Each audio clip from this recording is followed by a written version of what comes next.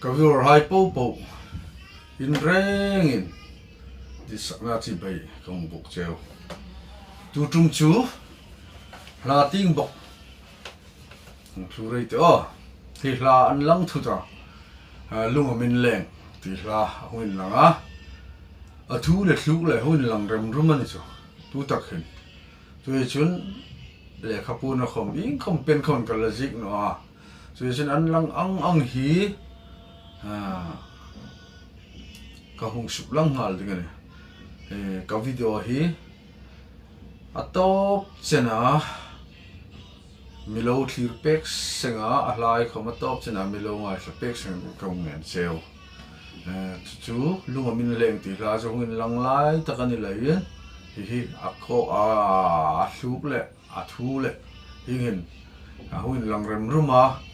lung ri le hin chang thum chang li lai chi tani chu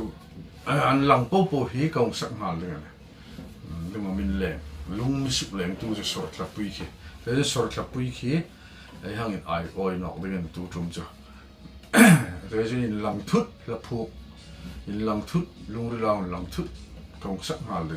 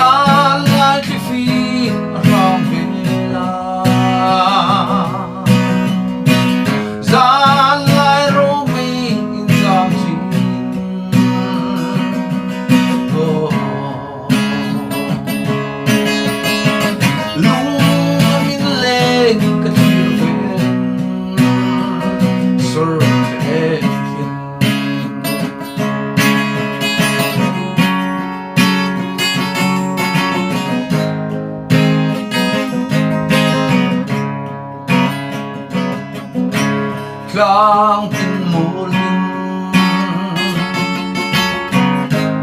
kahit kira